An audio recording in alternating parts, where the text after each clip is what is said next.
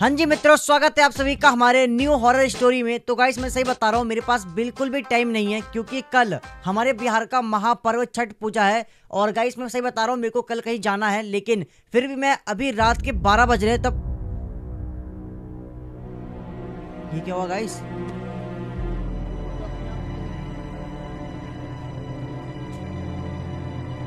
भाई मैं सही बता रहा हूँ, मैं आपने देखा रैंडमली एक गुड्डा हिला है अपने आप ही। और भाई मुझे आप लोगों के कमेंट भी आते हैं कि जब मैं वीडियो बनाता रहता हूँ तब ये गुड्डा हिलाता मतलब हिलता रहता है। और ये अभी अभी रैंडमली हिला गाइस, मतलब ये क्या था बेटा? इज्जत से बैठ जाकर एक जगह पर, इज्जत से। वीडियो खराब कर दी तूने मेरी। बेटा तेरी जगह जहां पर है इज्जत से बैठे रहकर, पैसे मिलते हैं तेरे को, चुपचाप बैठे रहकर। चल अभी जगह पहुंच जा। अभी सही जगह पे पहुंच गया। तो मैं तुमको बता रहा था कि अभी रात के 12 बज रहे हैं और तब मैं वीडियो शूट कर रहा हूं। मैं पहले आपको एक बार टाइम दिखा देता हूं। Google what is time right now. भाई देख लो 12:06 हो रहे हैं। और भाई कल छठ पूजा है तो मैं इसलिए आज ही वीडियो शूट कर रहा हूं। तो देख रहे हो ना मैं कितनी मेहनत कर रहा हूं तुम्हारे लिए। तो बस एक लाइक कर देना और अब अपनी स्टोरी को स्टार्ट करते हैं। तो अभी कुछ टाइम पहले मैं नेहरू प्लेस गया हुआ था। तो जो भी लोग दिल्ली से हैं उन्हें पता होगा नेहरू प्लेस के बारे में। काफी पॉपुलर जगह है, काफी फेमस जगह है, हर कोई जानता है क्योंकि यहाँ पर तुमको पीसी लैपटॉप वगैरह बहुत सस्ते में मिलता है। तो जैसे मैं अपना काम खत्म करके दोबारा आ रहा था तो मैं आते टाइम ना एक ऑटो रिक्शा से आ रहा था। लेकिन क्या होता है, जो ऑटो रिक्शा वाले भैया थे वो मेरे को जानते थे, मतलब उन्होंने मेरी वीडियो वगैरह देखी थी। तो तुम देख रहे हो ना तुम्हारे भाई की फैन फॉलोइंग। तो बातें बात में जो ऑटो रिक्शा वाले भैया थे वो मेरे को नेहरू प्लेस के एक हॉरर स्टोरी के बारे में बताते हैं। एंड जब मैं इस स्टोरी को सुनता हूँ तो मैं काफी अच्छे से रिलेट कर पाता हूँ इस चीज के बारे में, क्योंकि नेहरू प्लेस में काफी चीज ये सब चीज होती है। एंड जो भी लोग दिल्ली से है वो इस स्टोरी से काफी ज्यादा रिलेट कर पाएंगे, क्योंकि एक्चुअल में इस मार्केट में, नेहरू प्लेस मार्केट में एक्चुअल में ये सब चीजें होती है। एंड जब मैंने ये स्टोरी सुनी तो लिटरली में मेरे होश उड़ गए। तो मैं मजाक से हट के बता रहा हूँ, देखो तुम्हें बहुत मजा आएगा स्टोरी में। तो साइड में बैठ जाओ, जितने मिनट की भी स्टोरी है कान में ईयरफोन लगा लो, बहुत मजा आने वाला है तुम्हें। ये स्टोरी है 2019 की। दीपक नाम के एक लड़के के साथ ये सब कुछ हुआ था। तो दीपक के फैमिली में दीपक, उसका एक छोटा भाई और उसके मम्मी पापा, ये 4 लोग रहते थे। और दीपक की जो फाइनेंशियल कंडीशन थी, दीपक के घर की जो कंडीशन थी वो बिल्कुल ही खराब थी। जो दीपक के पापा थे वो लेबर मजदूरी का काम करते थे, वो सिर्फ 2 वक्त की रोटी कमाते थे और वो लोग खाते थे। तो अब क्या होता है, जो दीपक था उसका बचपन से ही जो माइंड सेट था वो अलग ही लेवल का था, मतलब बाकी लोगों से बिल्कुल अलग था। उसका माइंड सेट बिल्कुल ऐसा था कि उसको बहुत सारा पैसा कमाना है जीवन में, एंड उसको अपने मम्मी पापा, अपने छोटे भाई के हर सपने पूरे करने हैं। लेकिन दीपक पढ़ने लिखने में उतना तेज नहीं था, वो बिल्कुल एक एवरेज स्टूडेंट था, बिल्कुल मेरी तरह पास होने वाला। तो अब क्या होता है, दीपक को पढ़ा लिखा में उतना इंटरेस्ट नहीं था। तो दीपक अब 17 साल का हो चुका था और दीपक को ना एक सोशल मीडिया यूट्यूब के बारे में पता लगता है कि लोग यूट्यूब पर वीडियोस डालकर पैसा कमा रहे हैं। तो दीपक को ना बचपन से ही गेमिंग में बहुत इंटरेस्ट था। तो उसने सोचा क्यों ना वो यूट्यूब पर अपना एक गेमिंग चैनल बनाए एंड वो गेमिंग वीडियोस डाले। लेकिन मैंने आपको पहले बताया था कि दीपक के घर की कंडीशन बिल्कुल भी अच्छी नहीं थी। तो दीपक के पास सिर्फ एक लावा का फोन था एंड उससे बिल्कुल भी गेमिंग वगैरह नहीं हो पाती थी। तो दीपक ने सोचा क्यों ना वो अब एक पीसी लेगा, पीसी लेने के बाद वो वीडियोस वगैरह बनाएगा। तो अब क्या होता है, दीपक को पता है कि उसके घर की कंडीशन बहुत खराब है, उसके पापा इतना महंगा पीसी अफोर्ड नहीं कर पाएंगे। तो दीपक क्या करता है, वो ना खुद से काम करता है एंड वो काम करने के बाद वो थोड़े बहुत पैसे इकट्ठा करता है, 15-16 हज़ार के करीब। तो अब क्या होता है, लेकिन जब वो पीसी लेने के लिए जाता है, पता करता है, तो उसको पता लगता है कि पीसी तो काफी ज्यादा महंगा है, 70-80 हज़ार का पीसी पड़ेगा। तो अब ये बात दीपक अपनी मम्मी को बताता है कि मेरे को यूट्यूब चैनल स्टार्ट करना है, गेमिंग वीडियोस डालना है। तो उसकी मम्मी बोलती है पागल वागल है क्या, बेमतलब के पैसे फंसाएगा यहाँ पर, तुझे पता है ना हमारे घर की कंडीशन कैसी है, यहाँ पर खाने के लाले पड़ रखे हैं और तू इतना महंगा सामान लेगा, कैसे लेगा ये। तो अब क्या होता है, जो दीपक की मम्मी थी वो ये बात दीपक के पापा को बताती है कि दीपक वीडियोस वगैरह बनाने की बात कर रहा था। तो दीपक की जो मम्मी थी और दीपक के जो पापा थे उनको ना सोशल मीडिया के बारे में बिल्कुल कुछ भी पता नहीं था कि लोग वीडियोस बनाकर ही पैसा कमाते हैं। लेकिन दीपक के पापा को अपने बेटे पर, दीपक पर इतना भरोसा था कि जो दीपक कर रहा है, जो दीपक करेगा वो बिल्कुल सही करेगा। एंड उनको ना अपने बेटे पर बहुत ज्यादा भरोसा था। तो अब क्या होता है, दीपक के जो पापा थे वो दीपक से बोलते हैं कि दीपक बेटा तू ये क्या बोल रहा है, गेमिंग गेमिंग। तो दीपक अपने पापा को बताता है कि पापा मेरे को वीडियोस वगैरह बनाना है, मेरे को इन सब चीजों में बहुत इंटरेस्ट है, मैं एक गेमिंग चैनल स्टार्ट करने वाला हूँ। तो दीपक के पापा बोलते हैं सिर्फ इतना दीपक से कि तू जो कर रहा है वो सही कर रहा है ना। तो दीपक बोलता है बड़ा कॉन्फिडेंस होके कि हाँ पापा मैं सही कर रहा हूँ। एंड उसके पास जो दीपक के पापा थे वो किसी से, मतलब अपने दोस्त या फिर किसी भी रिश्तेदार से 60,000 रुपए उधार कर्जा पर लेकर आते हैं। एंड वो दीपक को पीसी दिलवाने के लिए, मैंने आपको पहले बताया था कि दीपक ने थोड़ा बहुत काम करके 15-16 हजार रुपए जमा करा हुआ था। एंड जब दीपक को पता लगता है कि उसके पापा किसी से कर्जा लेकर आए हैं 60,000 रुपए उसको पीसी दिलवाने के लिए, तो दीपक के माइंड में कहीं ना कहीं ये चल रहा था कि भाई ये मैं गलत कर रहा हूँ, क्योंकि मेरे घर की कंडीशन अभी इतनी अच्छी नहीं है कि मैं इतना महंगा पीसी लूँ। लेकिन दीपक को अपने पर भरोसा था कि वो सोच रहा था कि मैं सब कुछ ठीक कर दूंगा, कर्जा चुका दूंगा, अपने मम्मी पापा सबके सपने पूरे कर दूंगा। तो अब क्या होता है, दीपक सारे पैसे इकट्ठा कर अपने पापा के साथ नेहरू प्लेस जाता है पीसी लेने के लिए। दीपक और उसके पापा नेहरू प्लेस की एक दुकान में जाते हैं पीसी लेने के लिए। मैं आपको उस दुकान का नाम नहीं बता सकता हूँ क्योंकि कुछ रिस्ट्रिक्शन की वजह से, लेकिन आज के टाइम पे वो दुकान एग्जिस्ट ही नहीं करती है, क्योंकि उस दुकान के मालिक के साथ कुछ ऐसा हुआ था जो कि मैं आपको वीडियो में आगे बताऊंगा। तो अब क्या होता है, दीपक और उसके पापा एक दुकान में जाते हैं पीसी लेने के लिए। तो स्टार्टिंग में जो दुकान वाला था वो बड़े अच्छे से इनसे बात करता है, इनको पीसी दिखाता है। एंड जो दीपक था वो घर से सोच के जाता है कि मैं ये सामान लूंगा, अपने पीसी में ये सामान डलवाऊंगा।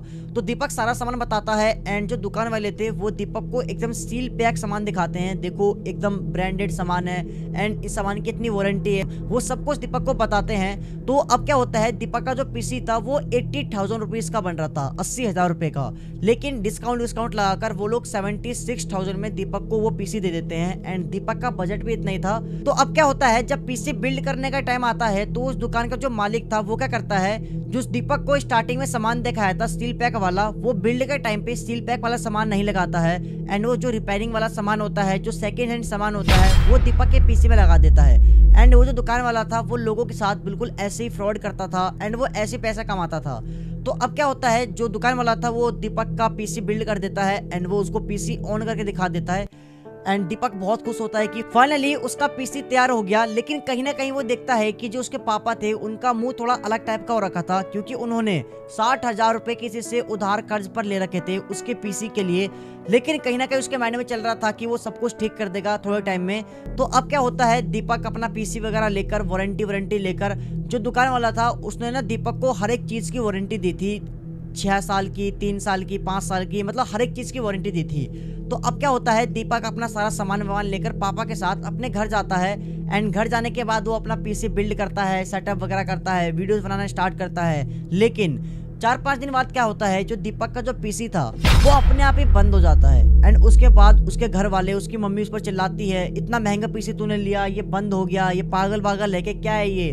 लेकिन फिर जो दीपक था वो अपने पापा मम्मी को बताता है कि पापा ये अभी वारंटी में है, ये ठीक हो जाएगा, कोई दिक्कत वाली बात नहीं है। तो अब क्या होता है, उसके अगले दिन जो दीपक था वो अकेले ही अपना कैबिनेट लेकर पीसी का वो जाता है चेक करवाने के लिए, जहाँ पर उसने दुकान से लिया था। तो अब क्या होता है, जैसे वो उस दुकान में जाता है तो वो बताता है कि भैया मैंने कुछ टाइम पहले ये पीसी बिल्ड करवाया था एंड ये अचानक से बंद हो गया। लेकिन उस दुकान का मालिक दीपक से बोलता है कि आप मेरी दुकान से पीसी कब ले गए? तो दीपक बोलता है, अरे भैया कैसी बात कर रहे हो यार, अभी 2-3 दिन पहले तो मैं आपसे पीसी बनवा के ले गया था। तो दुकान का मालिक बोलता है कि पागल हो क्या, ये पीसी मेरे दुकान का नहीं है।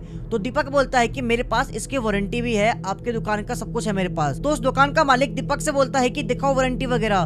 तो जैसे ही दीपक उस दुकान के मालिक को अपना वारंटी कार्ड वगैरह दिखाता है पीसी का, तो पता लगता है कि वो जो वारंटी कार्ड है वो बिल्कुल फेक है। जो बिल दिया था उस दुकान के मालिक ने वो फेक बिल था। एंड वो दुकान का मालिक बोलता है ये तो फेक बिल है। एंड दीपक ये चीज देखने के बाद बहुत ज्यादा शॉक्ड हो जाता है, क्योंकि उस टाइम उसने ढंग से बिल को चेक नहीं किया था, ये बिल फेक है रियल है। एंड उस टाइम ना उसके अंदर बहुत ज्यादा एक्साइटमेंट थी पीसी लेने की, इसी वजह से उसने बिल पर उतना ध्यान नहीं दिया। लेकिन जब उसने ध्यान से देखा, उस दुकान के मालिक ने बताया कि ये बिल फेक है, तो भाई वो दीपक जो था वो बोलने लग गया कि भैया कैसी बात कर रहे हो, मैं आपकी दुकान से पीसी ले गया था, आप ही ने तो उस दिन मेरा पीसी बिल्ड करके दिया था, भैया प्लीज ठीक कर दो पीसी को। लेकिन उस दुकान का मालिक बोलता है कि बेटा जब ये मेरी दुकान का पीसी है ही नहीं तो मैं ठीक कैसे कर दूं, ये वारंटी कार्ड बिल कार्ड सब कुछ तुम्हारे पास फेक है, ये मेरी दुकान का चीज है ही नहीं। मतलब उस दुकान ने टोटली दीपक के साथ फ्रॉड किया था। एंड उसके बाद जो दुकान का मालिक था वो दीपक को दुकान से निकाल देता है। एंड इसके बाद दीपक के माइंड में सिर्फ यही चल रहा होता है कि अब वो घर पर जाकर अपने मम्मी पापा को क्या बताएगा, क्योंकि उसके पीसी के लिए उसके पापा ने किसी से 60,000 रुपए कर्जा लिया था। एंड उसके माइंड में सिर्फ यही सब चीज चल रहा होता है कि अब वो घर पर जाकर क्या बताएगा, मम्मी को क्या बताएगा, पापा को क्या बताएगा। एंड उनके ऊपर इतना कर्जा हो रखा है ऑलरेडी, लेकिन अब क्या होगा, उसके माइंड में सिर्फ यही सब चीज चल रहा होता है। तो अब क्या होता है, जब उसके माइंड में यही सब चीज चल रहा होता है, इसी टाइम वो गलत टाइम पर रोड क्रॉस कर रहा होता है। एंड उसके माइंड में सिर्फ यही चल रहा था कि वो अब घर पर जाकर अपने पापा को मम्मी को क्या बताएगा। और जब वो रोड क्रॉस कर रहा था उसी टाइम एक ट्रक वाला आता है एंड वो दीपक को उड़ाकर चले जाता है। उसके हाथ में कैबिनेट था, पीसी का सामान था एंड वो पूरा चुकना चूर हो जाता है एंड दीपक के ऊपर से वो ट्रक निकल जाता है, दीपक के सिर के ऊपर से। दीपक का जो सिर था वो बीच से बिल्कुल फट जाता है, अलग हो जाता है एंड दीपक की ऑन द स्पॉट वहीं पे डेथ हो जाती है। लेकिन फिर उसके बाद वहाँ पे जो कुछ लोग थे वो दीपक को हॉस्पिटल वगैरह लेके जाते हैं, दीपक के फैमिली वाले को, दीपक के भाई मम्मी सबको बुलाते हैं एंड जब तक बहुत देर हो चुकी थी दीपक की ऑन द स्पॉट वहीं पे डेथ हो चुकी थी। एंड अब क्या होता है, दीपक के पापा को ये तक पता नहीं है कि जो दीपक के साथ नेहरू प्लेस में फ्रॉड हुआ था, कुछ भी दीपक के पापा को पता नहीं है। बस उनको इतना पता था कि हमारा लड़का सुबह एकदम बढ़िया था, स्वस्थ था और वो नेहरू प्लेस अपना पीसी ठीक करवाने गया था एंड उसके पापा को ये चीज बिल्कुल भी पता नहीं थी कि दीपक के साथ फ्रॉड हो चुका है। एंड जिस टाइम जो ट्रक वाले ने दीपक को उड़ाया था तो उसके हाथ में पीसी का सामान, कैबिनेट वगैरह था, तो वो उसी टाइम धक्का लगा तो मतलब दूर जाके गिर गया, टूट गया, चकना चूर हो गया। एंड अब क्या होता है, दीपक के जो फैमिली वाले थे सभी लोग बहुत रोते हैं, दीपक की मम्मी, दीपक के पापा, दीपक का छोटा भाई एंड उसके बाद दीपक का अंतिम संस्कार, जो भी अंतिम क्रिया होती है वो लोग करते हैं। कि अब क्या होता है, जिस दुकान से दीपक ने अपना पीसी बिल्ड करवाया था उस दुकान का मालिक रात को खाना पीना खाकर अपने बालकनी में खड़ा हुआ था, लेकिन तभी वो देखता है कि उसके घर के बाहर दीपक खड़ा हुआ है। एंड लिटरली में ये चीज उस दुकान के मालिक को बिल्कुल ही पता नहीं थी कि दीपक की डेथ हो चुकी है। एंड वो देखता है कि दीपक उसके घर के बाहर खड़ा है एंड जो उसका मालिक था वो सोचता है कि ये मेरा पीछा करते करते यहाँ तक आ गया। लेकिन जैसे ही वो दुकान का मालिक नीचे देखने के लिए जाता है तो वो देखता है कि दीपक वहाँ पे है ही नहीं। फिर वो सोचता है कि शायद दीपक अपने घर चला गया होगा एंड उसके बाद जो दुकान का मालिक था वो ऊपर आता, अपने कमरे में अपनी वाइफ के साथ सो जाता है। लेकिन रात के करीब 2-2:30 बजे उस आदमी को, दुकान के मालिक को सपना आता है और सपने में उसको दीपक दिखाई देता है और वो देखता है कि दीपक का सिर बीच से फट रखा है एंड उसकी दोनों आंखें लाल हो रखी है, पूरा चेहरा खूनी खून हो रखा है, चेहरे पे बहुत गंदे गंदे कट के निशान है एंड जो दीपक है वो बहुत ज्यादा खतरनाक लग रहा था। एंड दीपक के हाथ में एक बड़ा सा खंजर है एंड वो उस दुकान के मालिक के सीने के ऊपर बैठा हुआ है और उसकी छाती में वो खंजर बार बार घोंपे जा रहा है। और ये देखने के बाद उस दुकान के मालिक की नींद खुलती है एंड वो उठकर जैसे बैठता है तो वो देखता है कि उसके सामने दीपक खड़ा हुआ है और सपने में उसने जैसा देखा था कि दीपक के सर जो है बीच से फटा हुआ है एंड उसकी आंखें लाल हो रखी है, मतलब बिल्कुल सपने की तरह दीपक जो है वो बिल्कुल उसके सामने में खड़ा हुआ है। एंड जैसे उसने सपने में देखा था कि उसके हाथ में एक खंजर है और हकीकत में दीपक के हाथ में एक खंजर था एंड वो दीपक जो था वो उस दुकान के मालिक को देखकर मुस्कुरा रहा था और उसको कह रहा था, बेटा अब तो तू तो गया। मजाक से हटके दीपक उस दुकान के मालिक को कह रहा था कि तूने मेरे साथ बहुत गलत किया। एंड ये चीज देखने के बाद उस दुकान का जो मालिक था वो बहुत चिल्लाने लगता है एंड उसकी आवाज सुनकर जो उसके बगल में वाइफ सो रही थी वो जग जाती है एंड वो बोलती क्या हुआ क्या हुआ क्या हुआ। दुकान का जो मालिक था वो अपनी वाइफ को बार बार बोल रहा था कि दीपक मेरे को मार देगा, इसके हाथ में खंजर है, ये मेरे को छोड़ेगा नहीं। लेकिन दुकान का जो मालिक था उसकी वाइफ को कुछ समझ में नहीं आता है कि कौन दीपक है, उसको कोई दिखाई भी नहीं दे रहा था। वो सोचती है कि मतलब उसका जो पति है वो ऐसी हरकतें क्यों कर रहा है, क्या हुआ, उसको कुछ समझ में नहीं आता है। एंड उसके बाद क्या होता है, उसी टाइम जो उसकी वाइफ थी वो डॉक्टर के पास अपने हस्बैंड को लेके जाती है, दुकान के मालिक को। एंड डॉक्टर जो था वो बताता है ये बहुत ज्यादा ओवर थिंकिंग करते हैं एंड इसी वजह से इनके साथ ये हो रहा है, ये ठीक हो जाएंगे। तो अब क्या होता है, उसके अगले दिन सुबह होते ही जो दुकान का मालिक था उसको हर जगह दीपक दिखाई देने लगा, उठते बैठते खाते पीते हर जगह दीपक दिखाई देने लगा। एंड वो देखता था कि दीपक के हाथ में एक खंजर था एंड जो दीपक था वो उस दुकान के मालिक से सिर्फ इतना बोलता था कि तूने मेरे साथ बहुत गलत किया, मैं तुझे नहीं छोड़ूंगा। एंड ये चीज जैसे वो दीपक बोलता था तो दुकान का जो मालिक था वो बहुत ज्यादा डर जाता था, वो चिल्लाने लगता था कि यहाँ पर दीपक है, यहाँ पर दीपक है, यहाँ पर दीपक है, ये मेरे को छोड़ेगा नहीं, ये मेरे को मार देगा। एंड उसकी जो वाइफ थी उसको कुछ समझ में नहीं आता है। फिर इसके बाद उस दुकान के मालिक की जो वाइफ थी वो अपने हस्बैंड को, मतलब दुकान के मालिक को, एक तांत्रिक बाबा के पास लेके जाती है। एंड फिर जो दुकान का मालिक था वो उस तांत्रिक बाबा को सारी बातें बता देता है कि मैंने कुछ टाइम पहले दीपक नाम के एक लड़के के साथ फ्रॉड किया था। फिर इसके बाद वो जो तांत्रिक बाबा थे वो उस दुकान के मालिक को और उसकी वाइफ को सारी बातें बताते हैं कि जब तुमने दीपक के साथ फ्रॉड किया था तब उसकी एक रोड एक्सीडेंट में मौत हो गई थी। एंड मौत ऐसी नहीं हुई थी, बहुत ही भयंकर, बहुत ही दर्दनाक मौत हुई थी। एंड इसी वजह से वो अब तुम्हारे पीछे पड़ा हुआ है एंड वो किसी भी हालत में अपना बदला लेकर रहेगा। फिर इसके बाद जो दुकान की मालिक की वाइफ थी वो बाबा से बोलती है कि बाबा इससे बचने का कोई तो उपाय होगा। फिर उसके बाद वो जो तांत्रिक बाबा थे वो उस दुकान के मालिक के हाथ में एक कलावा बांध देते हैं एंड वो कहते हैं कि चाहे कुछ भी हो जाए तुम्हें इस कलावा को उतारना नहीं है, लेकिन अगर तुम गलती से भी इस कलावा को उतारते हो तो तुम्हारी जान को खतरा हो सकता है, दीपक तुम्हारी जान भी ले सकता है। अब क्या होता है, उसके बाद जो दुकान का मालिक था उसको ना हर जगह दीपक दिखाई देता था, तो कुछ दिनों तक उसको सब कुछ ठीक चल रहा होता है, उसको कहीं पे भी दीपक दिखाई नहीं देता है। लेकिन अब क्या होता है, एक दिन रात के टाइम उसके माइंड में सिर्फ दीपक का ख्याल चल रहा था। जो बंदा था दुकान का मालिक, उसके माइंड में सिर्फ दीपक का ख्याल चल रहा था कि मैंने गलत किया। उसको फील हो रहा है अंदर से कि मैंने बहुत गलत किया उसके साथ, मेरे को ऐसा नहीं करना चाहिए था।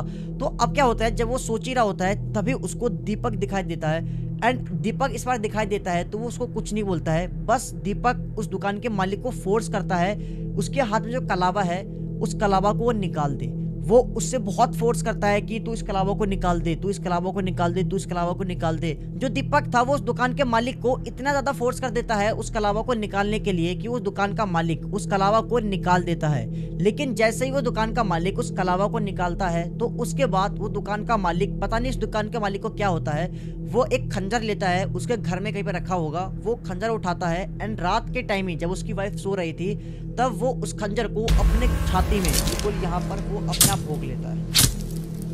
एंड जो उसने सपने में देखा था खंजर उसको दीपक भोग रहा है एंड बिल्कुल उसने अपने आप ही उसी टाइप का एक खंजर था उसने अपने छाती में भोग लिया।